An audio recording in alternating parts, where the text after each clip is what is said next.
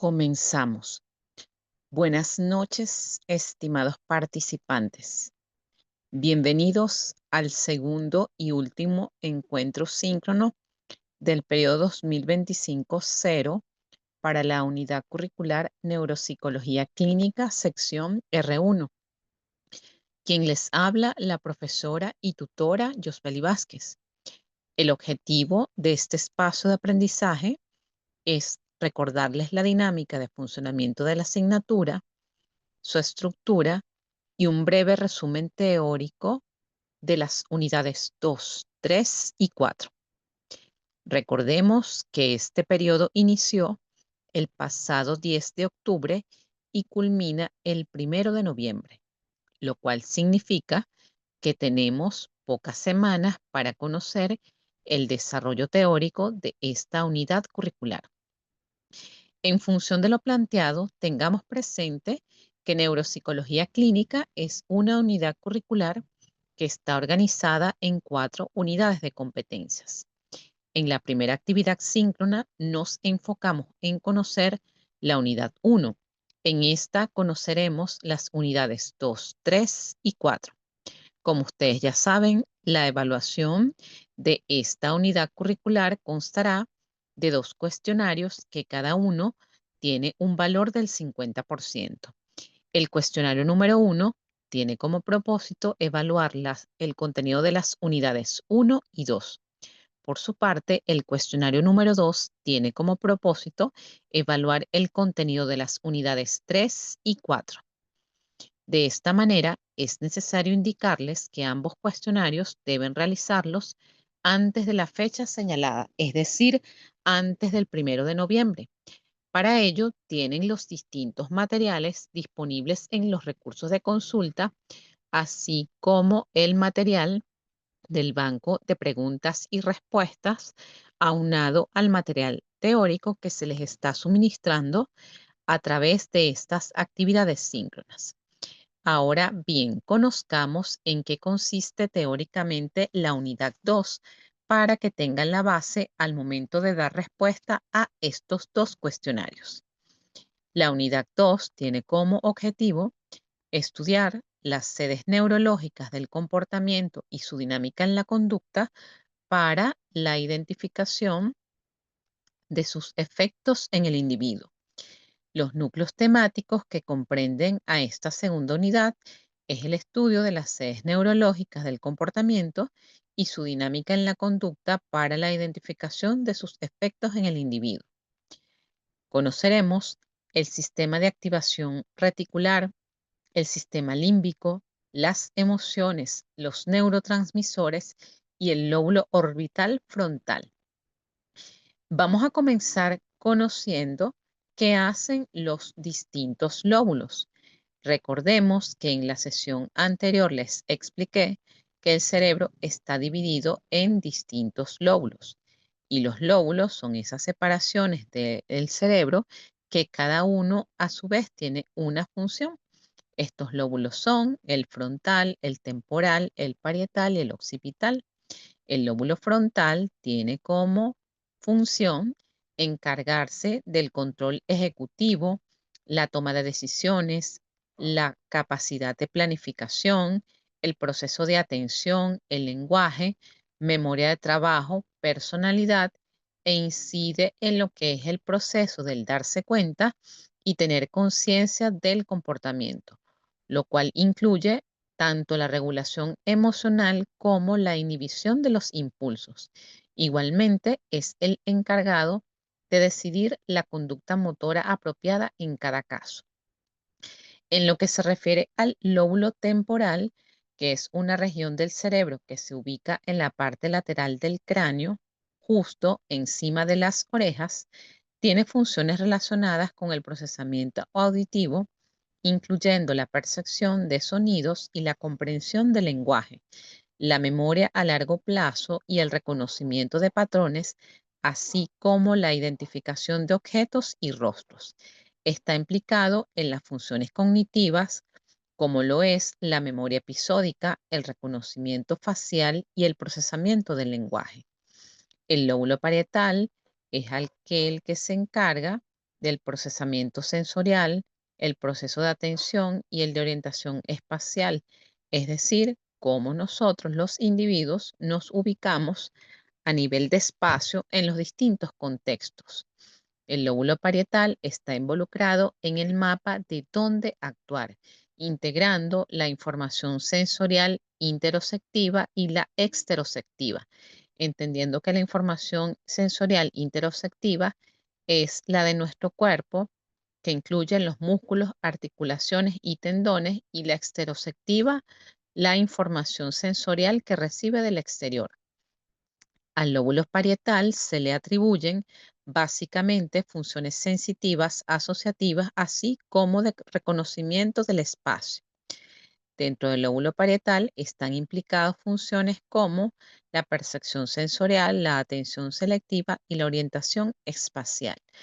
Por último, y no menos importante, es importante describir al lóbulo occipital, el cual se encuentra ubicado en la parte posterior del cráneo. Tiene como objetivo encargarse del procesamiento visual y dentro del mismo están implicadas las funciones de reconocimiento visual y la interpretación de los estímulos visuales. Se encarga básicamente de la visión, elabora la información visual, aunque esta trasciende a los lóbulos parietales y temporales, es decir, que comparte el lóbulo frontal, la información visual, la función la comparte con los lóbulos parietales y temporales, refrescando otras estructuras cerebrales importantes que tenemos. Vamos a eh, ubicar lo que es el cerebelo, el cual es una estructura que está encargada de la coordinación motora, el equilibrio y el aprendizaje motor. Además, está implicado en las funciones como la coordinación motora fina, el equilibrio, la postura y el aprendizaje motor. Con respecto a lo que son los sistemas neurológicos del comportamiento, conoceremos qué hace el sistema límbico, qué hace el sistema de activación reticular ascendente, o como lo pueden encontrar en la literatura, abreviado con las siglas SARA o SAR. El sistema límbico es un conjunto de estructuras cerebrales que responden a ciertos estímulos ambientales, produciendo respuestas emocionales tales como el miedo, la alegría, el enojo o la tristeza. El sistema límbico es aquella estructura que se encarga de las emociones, del procesamiento de las emociones, la motivación, la memoria y el aprendizaje. Asimismo, está implicada en funciones como la regulación emocional, la conducta motivada y la memoria emocional. Este sistema límbico es la estructura que prevalece en el procesamiento de las emociones. Específicamente, integra redes neuronales como lo son la amígdala, que ya sabemos que es la amígdala cerebral, el hipocampo, el hipotálamo y el córtex prefrontal, modulando respuestas emocionales automáticas, el estrés, fortaleciendo la memoria emocional mediante la plasticidad sináptica, que es la capacidad del cerebro para reorganizar y adaptar las conexiones entre neuronas y los circuitos bioquímicos. El conjunto de núcleos cerebrales que regulan las emociones forman el sistema límbico, dentro de las cuales está, a su vez, el área ventral tegmental, el núcleo accumbens, el hipocampo, los núcleos sectales, laterales y la corteza frontal. Recientemente, otras estructuras han sido incorporadas al sistema límbico tradicional, y estas son la amígdala y la corteza orbitofrontal. El sistema límbico, junto con las estructuras de la corteza frontal, procesan lo que son los estímulos emocionales y los integran a funciones cerebrales complejas, las cuales incluyen la toma de decisiones racionales, la expresión e interpretación de conductas sociales e incluso la generación de juicios morales, entendiéndose estos últimos como los actos mentales que afirman o niegan el valor moral frente a una situación o comportamiento. Las alteraciones en el sistema límbico pueden provocar distintos trastornos emocionales como lo son la ansiedad y la depresión. La importancia de esta estructura radica en su influencia en la toma de decisiones y el comportamiento motivado. Por otra parte, el sistema de activación reticular ascendente, SAR o SARA, se define como aquella red de neuronas que conecta el tronco del encéfalo con la corteza cerebral. A su vez, el sistema de activación reticular ascendente está formada por los núcleos reticulares, los núcleos talámicos y la corteza cerebral. Está formado por un conjunto difuso de neuronas ubicadas en el tronco del encéfalo y que tienen como función principal el mantenimiento del estado de alerta. El sistema reticular envía proyecciones a los núcleos intratalámicos que a su vez envía otras proyecciones a la corteza cerebral. ¿Cuáles son las funciones del sistema reticular ascendente? Permitir la regulación del estado de alerta y el proceso de atención, tener el control de la conciencia y la vigilia, integración de la información sensorial que incide en lo que es la dinámica del comportamiento, regula la capacidad para enfocarse, mantener la atención, influye en la motivación y la iniciativa. Las alteraciones en el sistema reticular ascendente pueden provocar trastornos del sueño, estados de coma, fatiga crónica y problemas de concentración. La importancia de esta estructura radica en que controla la capacidad o controla principalmente la capacidad para enfocarse y mantener la atención. Ahora nos centraremos en conocer una estructura muy importante denominada lóbulo frontal orbital. Esta es una región cerebral que está ubicada en la corteza prefrontal o, como lo denominan sus siglas, CPF. Se encuentra en la parte frontal del lóbulo frontal, justo detrás de la frente. Se considera que es la parte más evolucionada y a la vez más compleja de nuestro cerebro. Está a su vez formada por la corteza prefrontal dorsolateral y la corteza prefrontal ventromedial.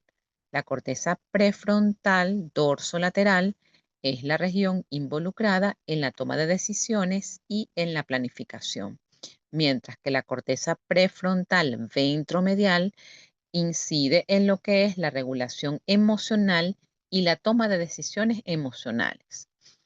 La corteza orbitofrontal se refiere a aquella porción ventral del lóbulo frontal que se encuentra en la fosa craneal anterior, recubriendo el techo de la órbita ósea.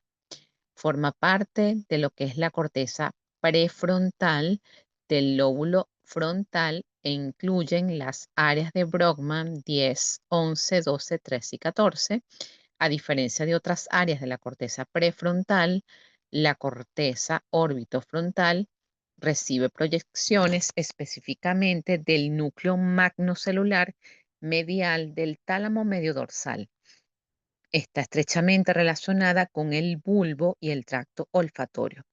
Estas estructuras recorren el surco olfatorio que separa el giro recto del giro orbitario medial de la corteza orbitofrontal. Recibe e integra información procedente de todas las modalidades sensoriales, es decir, el gusto, el olfato, el área somatosensitiva, auditiva y visual, así como información sensitiva visceral y motora visceral.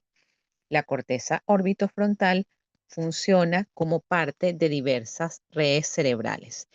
Tiene conexiones recíprocas directas con regiones del lóbulo temporal, como la amígdala, la corteza orbital, el hipocampo y otras regiones corticales, como la corteza cingulada, el núcleo caudado, el hipotálamo y el área tegmental ventral.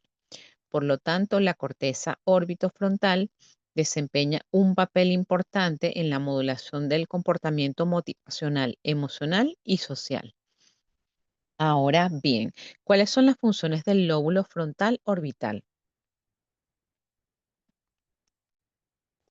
Esta estructura incide también en lo que es el procesamiento emocional, social y en la regulación del comportamiento impulsivo, en la toma de decisiones y en la resolución de problemas, en la dinámica del comportamiento, en la regulación de la capacidad para controlar impulsos y emociones, influye en la empatía y la comprensión social. Las alteraciones en el lóbulo frontal orbital pueden provocar problemas de control de los impulsos, agresividad o dificultades sociales, incluso una afectación en el lóbulo frontal orbital puede dar origen a ciertos trastornos de la personalidad como la pseudopsicopatía. La importancia de esta estructura radica en que tiene el objetivo de regular la capacidad para controlar los impulsos y las emociones. Cuando hablamos de las emociones, estas se refieren a aquellos estados subjetivos y fisiológicos que influyen en la conducta y la experiencia. Cuando mencionamos a las emociones, no podemos obviar que tenemos una serie de emociones consideradas básicas que son la alegría, la tristeza, el miedo, la ira, la sorpresa y el enojo. Todas ellas tienen como función regular el comportamiento motivado, permitir la comunicación social y la expresión emocional. Influye en la memoria y en el aprendizaje. A su vez, regula el comportamiento motivado e incide en la comunicación. La corteza orbitofrontal, a veces llamada área prefrontal orbitaria, ayuda a modular los comportamientos sociales. Se ha reportado que los pacientes que presentan lesiones orbitofrontales pueden tornarse lábiles desde lo emocional o indiferentes a las consecuencias de sus acciones. Pueden encontrarse alternativamente eufóricos, burlones, vulgares e indiferentes ante las situaciones sociales. Un traumatismo bilateral agudo en esta zona de las áreas prefrontales puede envolver a los pacientes en escandalosamente conversadores inquietos y socialmente impertinentes. Es muy probable que la desinhibición y las conductas anormales que pueden ocurrir con el envejecimiento y en muchos tipos de demencia sean el resultado de la degeneración del lóbulo frontal, sobre todo de la corteza orbitofrontal. Ahora, partiendo de la afirmación de que el cerebro humano es esa compleja red de neuronas que regula pensamientos, emociones y conductas y no funciona de manera aislada, debemos hablar de la influencia de lo que son las sustancias químicas que intervienen en su funcionamiento. En este sentido, conoceremos qué son los neurotransmisores. Los neurotransmisores son todas aquellas sustancias químicas que transmiten señales entre neuronas, permitiendo la comunicación entre ellas y regulando diversas funciones fisiológicas y psicológicas. Entre las más conocidas están la dopamina, la serotonina, la norepinefrina y la acetilcolina. Los neurotransmisores también son conocidos como biomoléculas que se encargan de transmitir la información de una neurona a otra por medio del proceso de la sinapsis. Cuando esto ocurre, la sustancia química se libera y actúa. Los neurotransmisores también se definen como aquellas moléculas esenciales para la comunicación neuronal y el funcionamiento del sistema nervioso. Su síntesis está mediada por diversas enzimas que convierten precursores metabólicos en neurotransmisores funcionales. Las alteraciones en estas enzimas pueden derivar en trastornos neurológicos y psiquiátricos, lo que hace que su estudio sea fundamental para la comprensión de enfermedades tales como, o de condiciones tales como la depresión, la ansiedad, el trastorno afectivo bipolar, entre otros. Conocer lo que hacen estas sustancias son fundamentales para entender cómo trabaja la mente. En este sentido, daremos respuesta a cuáles son las funciones de estos neurotransmisores.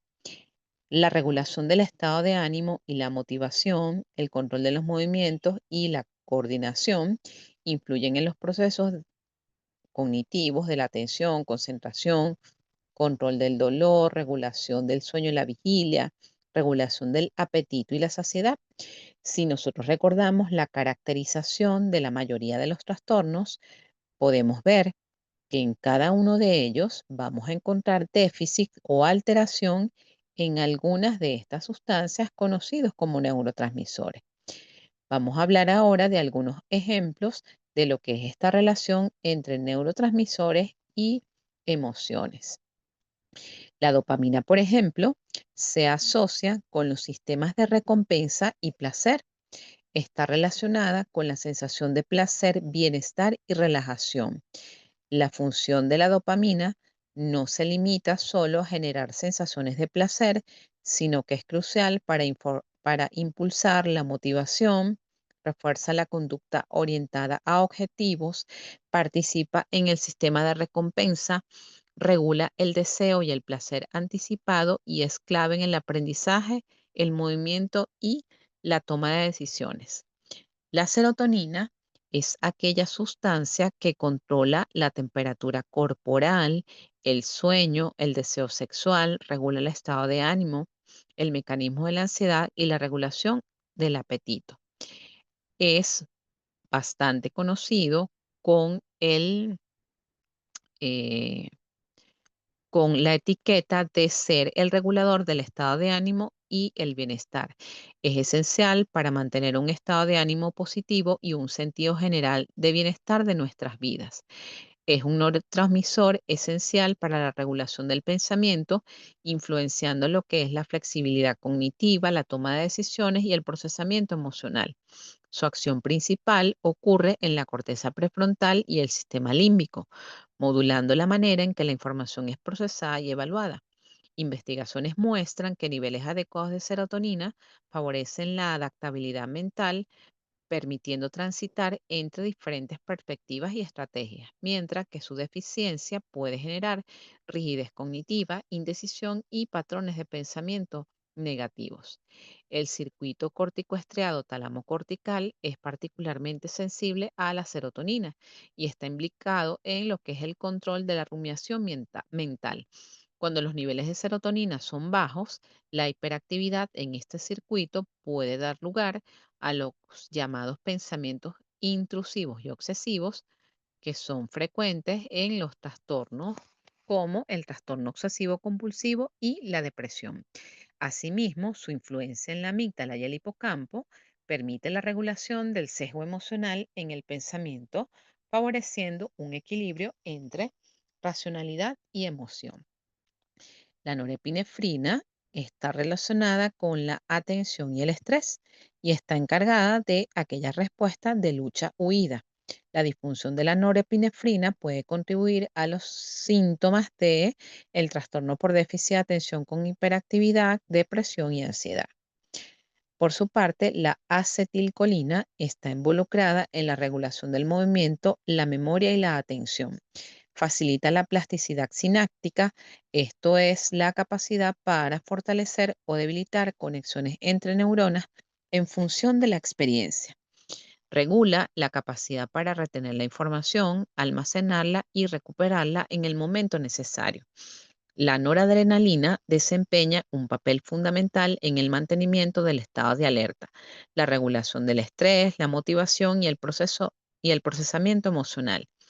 La noradrenalina funciona como la hormona del estrés. Se le considera como el impulso de la alerta y la atención. Es esencial para mantenernos alerta, concentrados y listos para enfrentar los desafíos diarios. La melatonina se produce en la glándula pineal. Incide en la regulación de lo que es el ciclo sueño-vigilia, así como en la sincronización de los ritmos biológicos del cuerpo. Es esencial para un descanso adecuado y una buena salud en general. Su disfunción puede incidir en la aparición de los trastornos del sueño y degenerativos. Las endorfinas son aquellas que regulan el dolor e inciden en los mecanismos de bienestar emocional. Se le consideran como los analgésicos naturales del cuerpo. Son nuestros aliados naturales para sentirnos bien y superar los momentos difíciles. Por ejemplo, la depresión se ha asociado con alteraciones tanto en la serotonina como en la norepinefrina, la ansiedad con alteraciones en la serotonina y GABA. Ahora, ¿qué es GABA? Estos son las siglas de el ácido gamba aminobutírico, que reduce la actividad neuronal. Es inhibitorio, reduce el nivel de excitación de las neuronas, se le conoce como el calmante natural del cerebro. Es esencial para mantener un equilibrio saludable en el cerebro y promover una sensación de tranquilidad y bienestar. Contribuye al control motor y la visión. En los trastornos del estado de ánimo se han encontrado alteraciones en la dopamina y en la serotonina. Cuando nosotros hablamos de la dinámica de la conducta y el comportamiento, nos estamos refiriendo a toda esa interacción entre los sistemas, es decir, todo aquello que permite la coordinación y la comunicación entre todos los sistemas neurológicos. A su vez, incide en el mecanismo, que ya lo hablé en la sesión pasada, conocido como plasticidad cerebral, que no es más que aquellos cambios que se producen en la estructura y en la función cerebral debido a la experiencia. A su vez, esta plasticidad cerebral está facilitada por el establecimiento y la formación de todas estas conexiones neuronales. El desarrollo cerebral se refiere a la maduración y el crecimiento cerebral en las diferentes etapas de la vida. ¿Cuáles son los efectos en el individuo? Las alteraciones cognitivas inciden en las dificultades en los procesos de atención, memoria, lenguaje y aprendizaje. Las alteraciones emocionales producen cambios en el estado de ánimo, en la motivación y en la expresión de las respuestas emocionales. Por su parte, las alteraciones motoras producen dificultades en la coordinación motora y en el equilibrio, y las alteraciones en el área de la personalidad producen cambios en la personalidad y en el comportamiento social. De acuerdo con esta explicación, estamos viendo que todas estas estructuras cerebrales inciden en todas las funciones mentales, y esas funciones mentales, cuando tienen un nivel de funcionamiento óptimo, le permiten a su vez mantener una funcionalidad adecuada al individuo.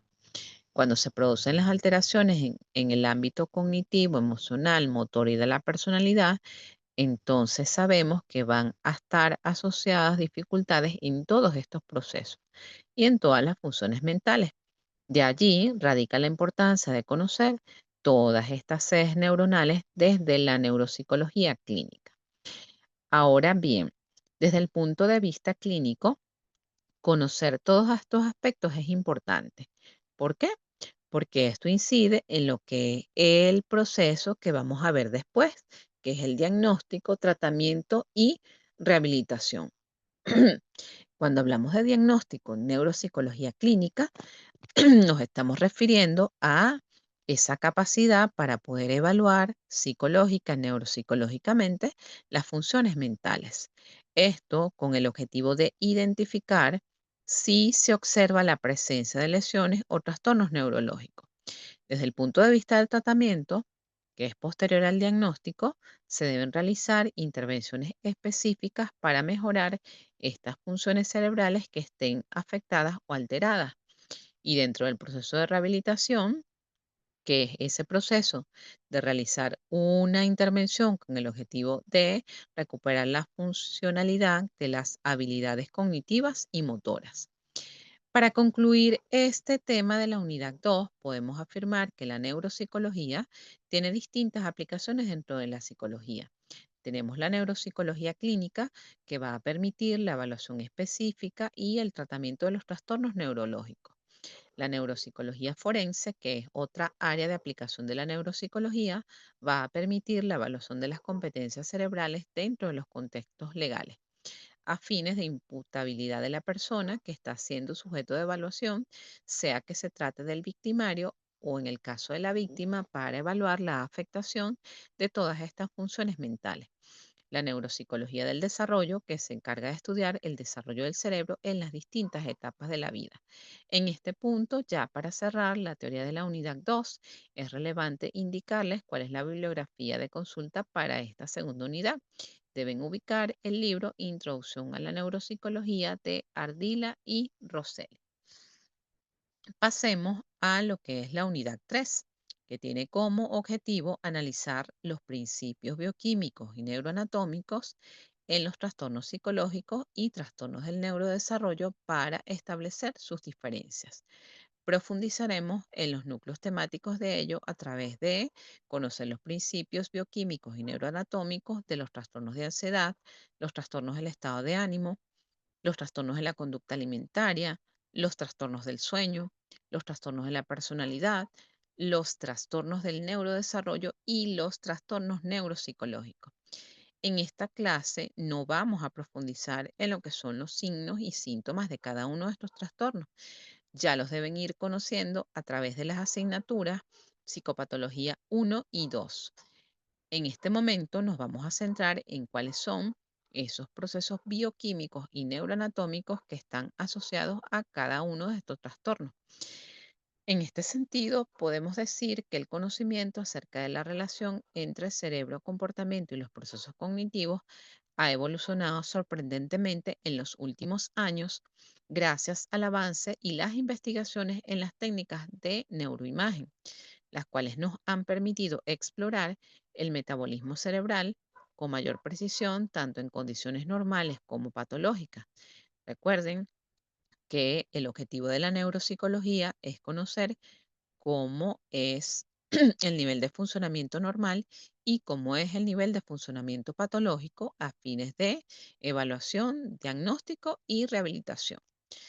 Los estudios de resonancia funcional en personas neurológicamente intactas, es decir, que no tienen ningún tipo de daño, han revelado que todos los aspectos de la cognición dependen de la actividad integrada de diversas áreas cerebrales. Por eso han escuchado que los distintos sistemas tienen estructuras similares o comparten estructuras similares o ciertas funciones son realizadas por distintas áreas cerebrales. A esto se refiere esta actividad integrada y tal como lo señala Hawkes en el año 1994, afirma que existen habilidades cognitivas que se encuentran localizadas o lateralizadas en regiones específicas del cerebro y en contraste otras habilidades tienen una base neuronal ampliamente distribuida y las alteraciones en estos dominios no resultan de lesiones discretas, sino de daños más extensos. Es importante conocer cuáles son los correlatos neuroanatómicos asociados a los dominios cognitivos de la atención, la memoria y las funciones ejecutivas.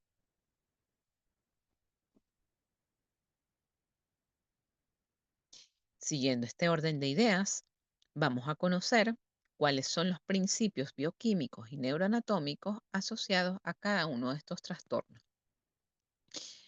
En lo que se refiere a los trastornos de ansiedad, que ya sabemos, los síntomas principales son la ansiedad, el miedo, la activación, la hipervigilancia y una cantidad de síntomas fisiológicos. Los neurotransmisores que están implicados en los trastornos de ansiedad van a ser la serotonina, el GABA, la dopamina y la norepinefrina. Las regiones cerebrales que están implicadas en este tipo de trastornos son la amígdala cerebral y el hipocampo, que tiene que ver con la parte de la memoria. Por eso, dentro de los trastornos de ansiedad, podemos ver que una de las áreas afectadas es precisamente el área de o la función de la memoria a corto plazo, la corteza prefrontal y el encéfalo. ¿Cuáles son los mecanismos bioquímicos asociados? Se ha determinado que en los trastornos de ansiedad hay alteraciones en la regulación de la serotonina y GABA, así como aumento de la actividad de la norepinefrina. Con respecto a lo que son los trastornos del estado de ánimo, que ya sabemos, sus síntomas van a estar enfocados en estado de ánimo deprimido, presencia de manía, es decir, aumento de la conducta motora, irritabilidad, cambios frecuentes de humor, trastornos del sueño, bien sea insomnio, somnolencia, trastorno de la actividad, que puede ser hiper o hipoactividad, la anedonia, que es la capacidad de experimentar placer. ¿Cuáles son los neurotransmisores que están asociados a estos trastornos del estado de ánimo? Está la serotonina, la norepinefrina y la dopamina. ¿Cuáles son las regiones cerebrales inmersas en este tipo de trastornos? Una vez más, el hipocampo, la amígdala cerebral, la corteza prefrontal y el núcleo accumbens. ¿Cuáles son los mecanismos bioquímicos implicados? En los trastornos del estado de ánimo, las investigaciones han determinado que hay alteraciones en la regulación de la serotonina y la norepinefrina, que casi siempre también está asociado a periodos de ingesta compulsiva de alimentos combinadas con purgas. La obesidad, los trastornos del sueño, como en los trastornos compulsivos de ingesta, los neurotransmisores que están asociados a los trastornos de la conducta alimentaria son la serotonina, la dopamina y la norepinefrina. Una vez más, podemos visualizar que las regiones cerebrales asociadas a estos trastornos de la conducta alimentaria coinciden: el hipotálamo, la amígdala, la corteza prefrontal, el núcleo accumbens. De acuerdo a esto, recuerden que desde la psicopatología se habla del término comorbilidad y casi siempre en los trastornos de la conducta alimentaria también hay comorbilidad con los trastornos del estado de ánimo y los trastornos de ansiedad. Por lo tanto, desde el punto de vista bioquímico, hay alteraciones en la regulación de la serotonina, la dopamina y la disfunción en las vías de recompensa. Con respecto a lo que son los trastornos de personalidad, que como bien sabemos, la caracterización que hace el DCM5 y DCM5 revisado es bastante amplia y extensa al respecto y postula que los mismos están agrupados en tres grandes clústeres o grupos, que son el grupo A, los raros o excéntricos, dentro de los cuales están el trastorno de personalidad esquizoide, el trastorno de personalidad esquizotípico y el trastorno de personalidad paranoide. En el grupo B, que son los dramáticos e impulsivos, se tiene el trastorno de la personalidad límite, antes conocido como borderline, el trastorno de la personalidad narcisista, el trastorno de la personalidad antisocial y el trastorno de la personalidad histriónico. Y el grupo C, que son los ansiosos, tenemos el trastorno de personalidad evitativo, el trastorno de la personalidad dependiente y el trastorno de personalidad obsesivo compulsivo o que no es el TOC. El TOC es el trastorno obsesivo compulsivo que está caracterizado como un trastorno de ansiedad. Además de estos tres grandes clústeres, de acuerdo al DCM5, DCM5 revisado, también tenemos algunos otros trastornos de personalidad originados por cambios en el funcionamiento del cerebro, como el síndrome de la corteza orbitofrontal, que si hay afectación en esta área puede derivar en un trastorno de personalidad. Tenemos también aquellos trastornos de personalidad que pueden darse posteriormente a un traumatismo craneoencefálico. Entonces, volviendo al punto de cuáles son los neurotransmisores que están implicados en los trastornos de la personalidad, tenemos nuevamente a la serotonina, la dopamina y la norepinefrina. ¿Cuáles son los mecanismos o las regiones cerebrales que están asociadas a los trastornos de personalidad? La corteza prefrontal, que recordemos, es aquella que regula todo lo que tiene que ver con las emociones, la capacidad de juicio, la capacidad de darse cuenta. La amígdala, el hipocampo y el tronco del encéfalo, bioquímicamente hay alteraciones en la regulación de la serotonina y la recompensa. Al igual que los trastornos de la conducta alimentaria, en los trastornos de personalidad también podemos encontrar comorbilidad, tanto con trastornos del estado de ánimo como con trastornos de la conducta alimentaria. Entonces podemos ver que esta serie de neurotransmisores van a estar afectados en distintas condiciones o trastornos. ¿Qué es lo que cambia? Lo que cambia son las regiones cerebrales que están afectadas al mismo tiempo. Ahora, Con respecto a lo que son los trastornos del sueño, estos pueden manifestarse a través de síntomas como el insomnio, la narcolepsia, el sonambulismo y otros tipos de alteraciones. En el hábito del sueño, los neurotransmisores asociados a esta condición son la serotonina, la melatonina y la dopamina. ¿Cuáles son las regiones cerebrales que están implicadas en los trastornos del sueño? El hipotálamo, el tronco del encéfalo, la corteza prefrontal. En este caso, bioquímicamente hay alteraciones en la regulación tanto de la serotonina como de la melatonina. Con respecto a lo que son los trastornos del neurodesarrollo, que sabemos hay una amplia variedad de condiciones, dentro de las cuales tenemos no solamente el trastorno del espectro del autismo, sino el trastorno por déficit de atención con hiperactividad, los trastornos del aprendizaje, los trastornos del lenguaje y algunas otras condiciones. En este punto tampoco me voy a detener en la sintomatología de cada uno. Recuerden que para ello deben revisar la caracterización que hacen los manuales diagnósticos de CM5, de CM5 revisado y la clasificación internacional de enfermedades en su versión 11 o conocida como CIE-11. ¿Cuáles son los neurotransmisores que están afectados en los trastornos del neurodesarrollo? La dopamina, la serotonina y la norepinefrina. ¿Cuáles son las regiones cerebrales que están inmersas en estos trastornos? Está la corteza prefrontal, la amígdala, el hipocampo y el tronco del encéfalo. Desde el punto de vista bioquímico, también hay alteraciones en la regulación de la dopamina y la serotonina y en las vías de recompensa. También dentro de esto podemos hablar de lo que son los síndromes neuropsicológicos.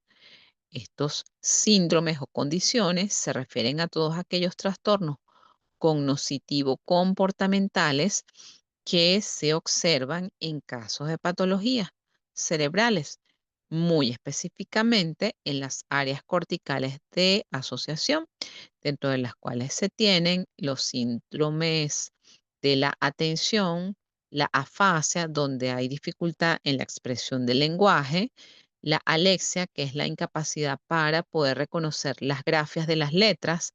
La grafia tiene que ver también con dificultad en la escritura, la acalculia con dificultad en hacer cálculo, la agnosia en el eh, dificultad para el reconocimiento visual, la apraxia, dificultad para realizar habilidades manipulativas, la amnesia, que tiene que ver con la pérdida de la memoria, el síndrome disejecutivo, que tiene que ver con alteraciones en el lóbulo prefrontal, los delirios y las demencias.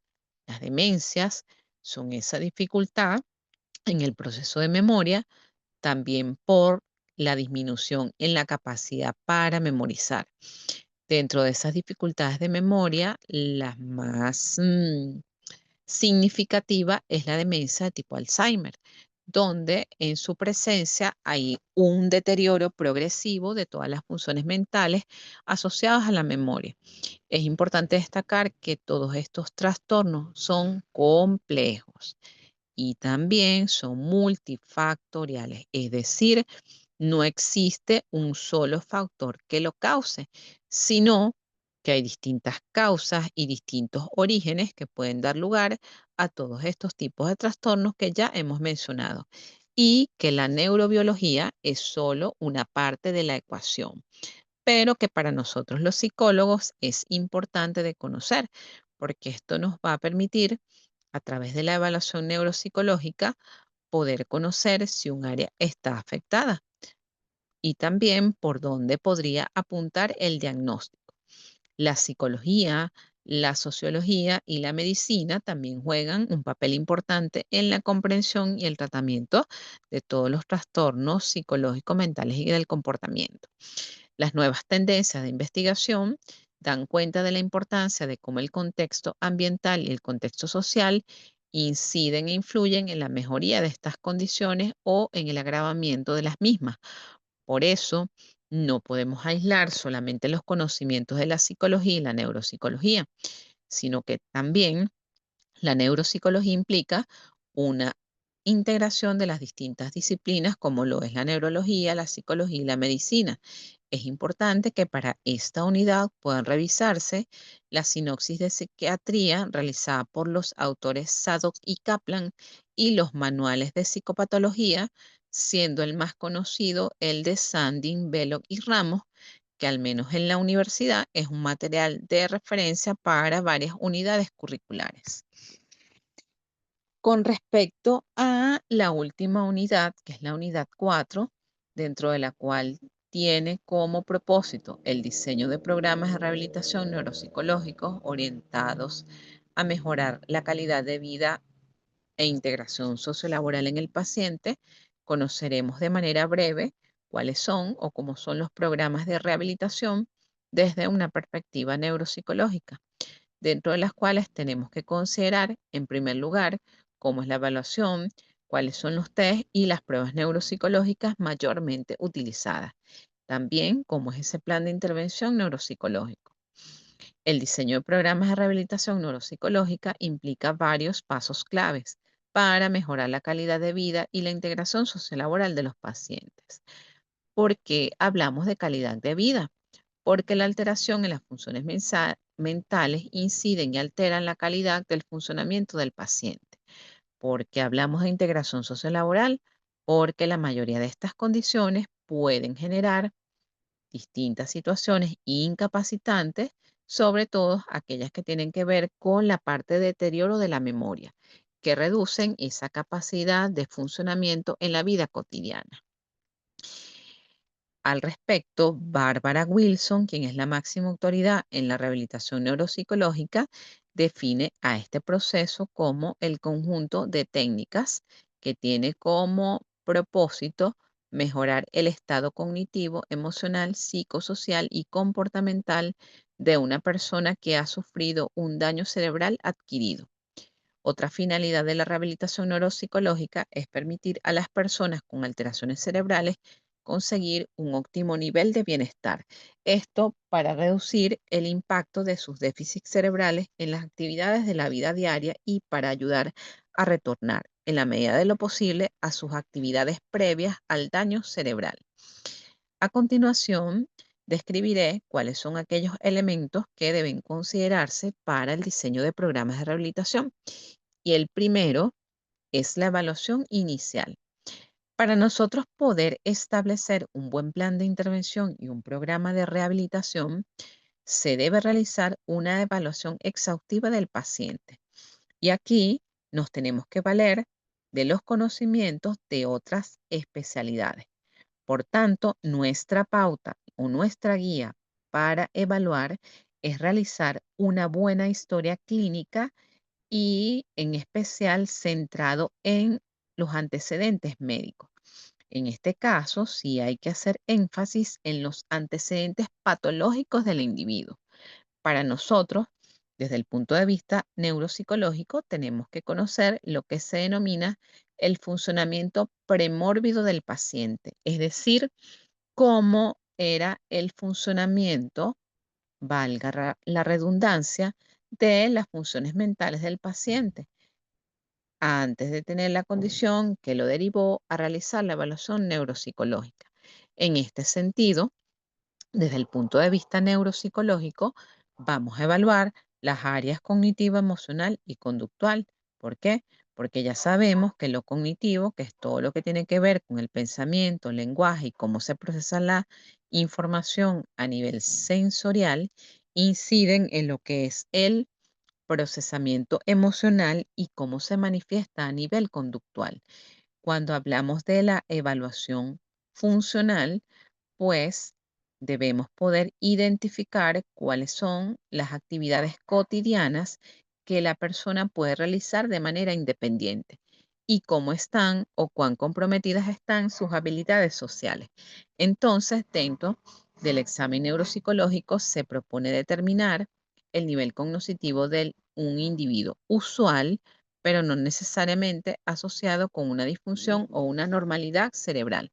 Aunque existen diferentes enfoques y procedimientos, su objetivo fundamental es siempre el mismo, es decir, poder identificar cómo es ese funcionamiento cognitivo-emocional y conductual como áreas derivadas de la neuropsicología y la psicología.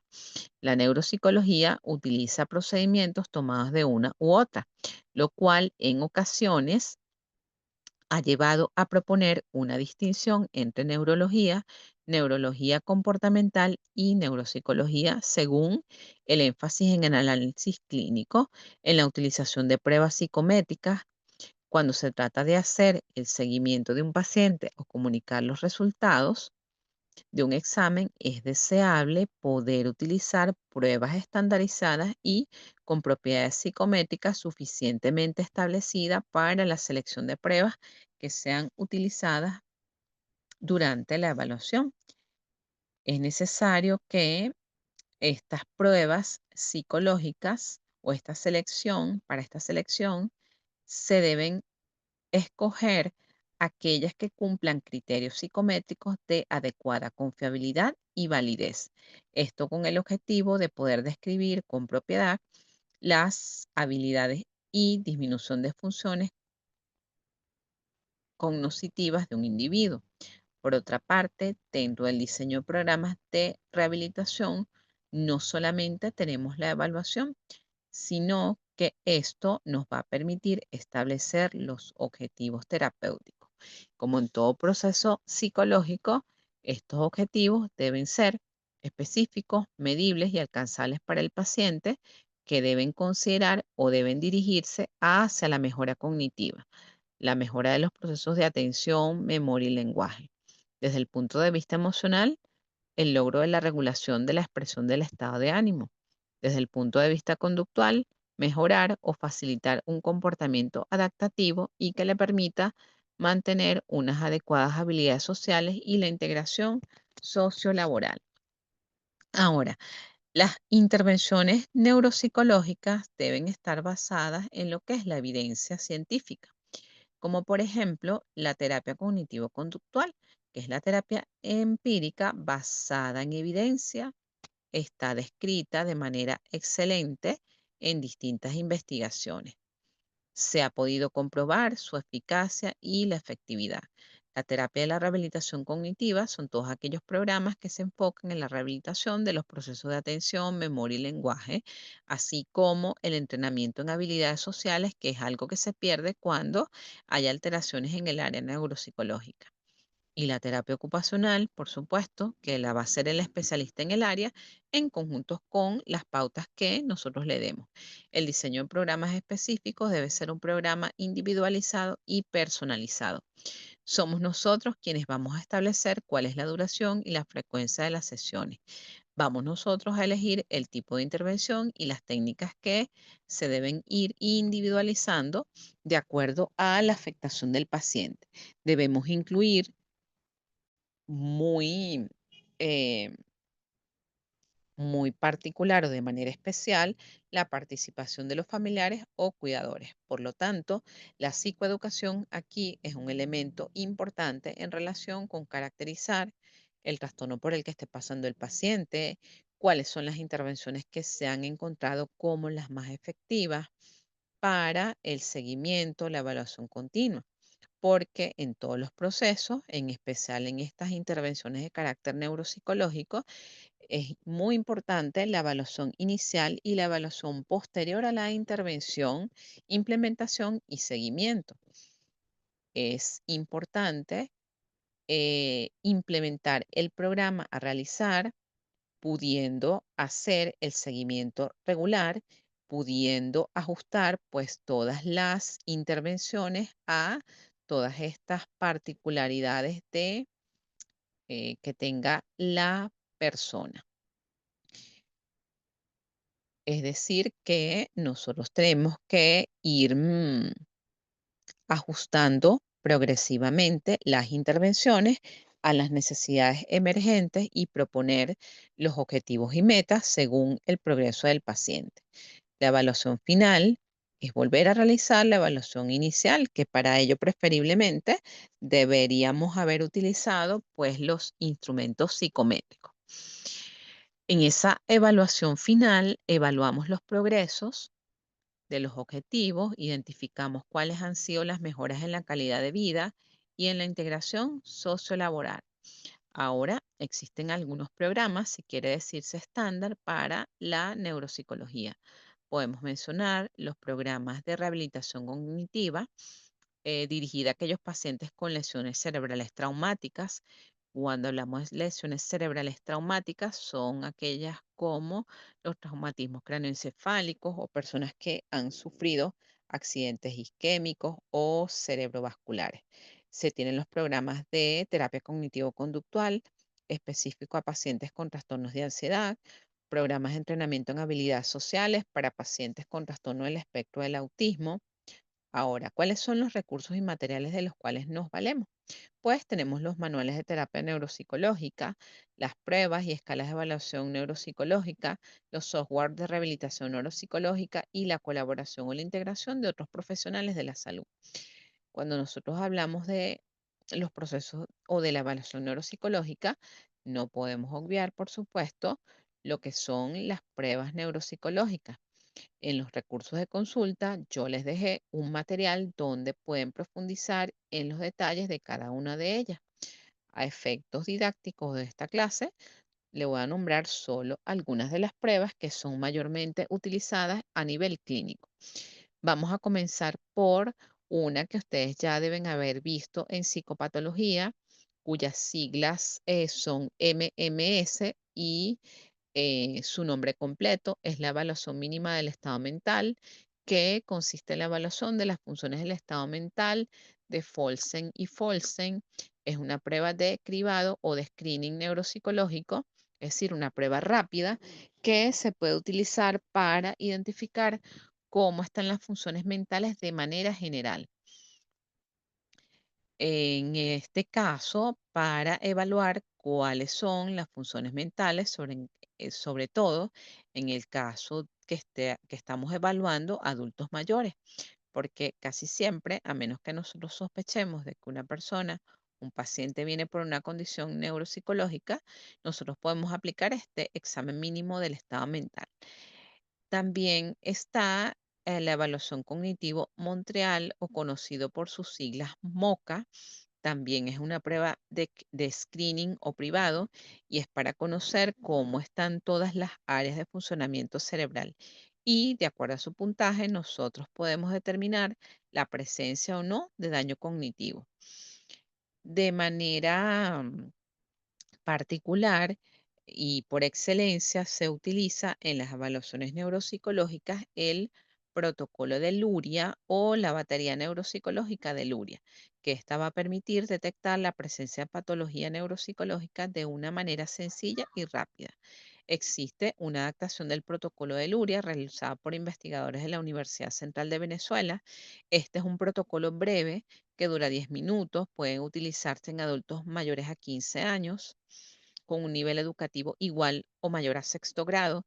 Tiene ítems que exploran distintas funciones y localizaciones. Es utilizada para evaluaciones pre y postoperatorias. Con respecto a las que son las pruebas cortas de evaluación neuropsicológica, estas pruebas de evaluación nos van a permitir discriminar cuál es el funcionamiento actual de las funciones mentales del paciente. Por ejemplo, hablé de la adaptación del protocolo de Luria porque la batería de Luria de Halster-Reitan es una batería muy larga. Aunque arroja muchísima información, el costo en tiempo es bastante extenso y en algunas oportunidades suele redundar en la evaluación de los mismos ítems. Entonces, si nosotros establecemos una evaluación individualizada, también podemos elegir una prueba que sea corta. No podemos dejar de tomar en cuenta que algunos de estos pacientes que tienen algunas condiciones neurológicas tienden a mostrar mucha lentitud en sus procesos cognitivos y en sus respuestas verbales. Entonces, no podemos hacer un proceso de evaluación que sea muy cansado para el paciente, sino recurrir a pruebas que sean de corta aplicación. Esto para que podamos tener una impresión diagnóstica más rápida y podamos hacer una intervención efectiva. Hablemos del Cognistat. Esta es una prueba que es conocida o muy conocida, fue realizada por el Grupo Conductual en el norte de California. Tiene como objetivo evaluar funciones cognitivas en forma breve pero discriminativa Puede ser usada por todos los profesionales de la salud. Evalúa 5 grandes áreas como son lenguaje, memoria, construcción, cálculo y razonamiento. Específicamente es para determinar cómo está la conciencia, la orientación y la atención. El tiempo de evaluación del Cognistac es de 15 minutos. Permite un mayor nivel de discriminación ya que documenta el cambio del estado cognitivo.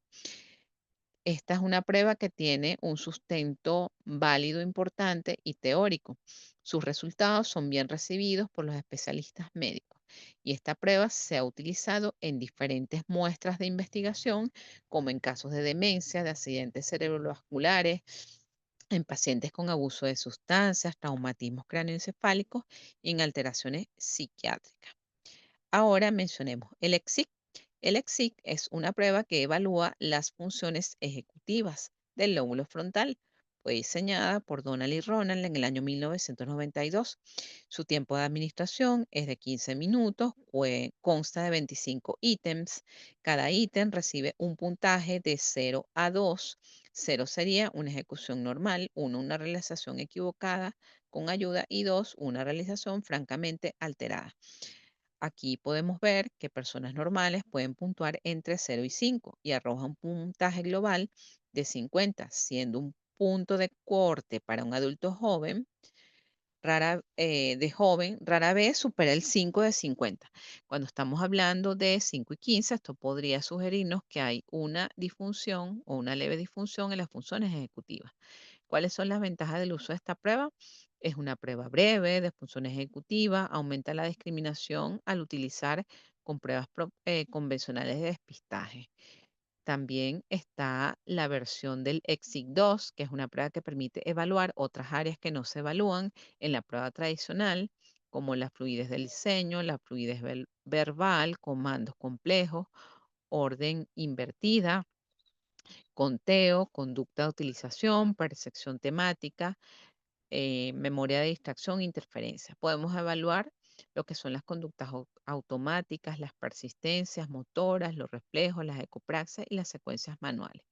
Por otra parte, está las pruebas denominadas NeuroSI, el BNC, que algunos le llaman el Miniluria, es utilizada a partir de los 18 años, se utiliza en condiciones como la demencia tipo Alzheimer, la corea de Huntington, el Parkinson, trastornos cráneoencefálicos y lesiones como los accidentes cerebrovasculares. Esta prueba tiene dos partes. La primera parte evalúa orientación, memoria, nominación del lenguaje, comprensión y praxis constructiva. La parte 2 evalúa funciones mucho más sofisticadas para evaluar la presencia de alteraciones en el lóbulo frontal. Estamos viendo aquí todas estas pruebas tienen como fin evaluar específicamente funciones mentales. También se cuenta con el dibujo del reloj.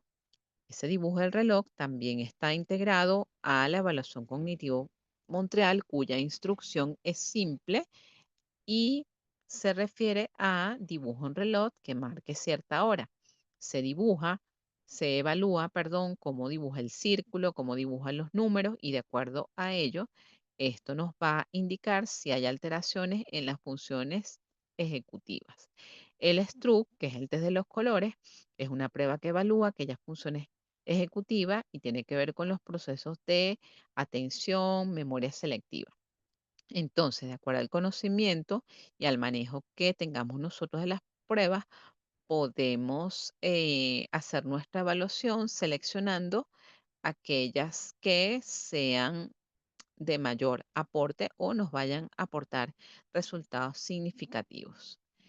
Ya para ir cerrando, eh, es importante pues que podamos recalcar lo que es el avance de la neurociencia, que va a un ritmo acelerado, la tecnología y el progreso científico de la ciencia del comportamiento día a día proponen nuevas técnicas y teorías para entender el funcionamiento cerebral y los procesos que se aplican en su evaluación y rehabilitación, por lo cual el clínico debe realizar una constante actualización para ir de la mano con los avances de esta apasionante relación que existe entre funcionamiento cerebral, conducta, cognición y subjetividad humana.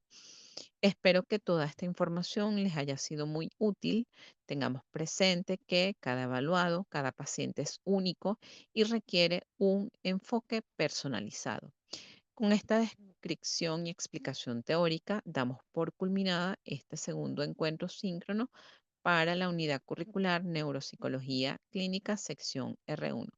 Un gusto haberles acompañado como su tutora. Muchas gracias por su atención. Que tengan éxito en sus evaluaciones. Damos por culminada esta segunda actividad.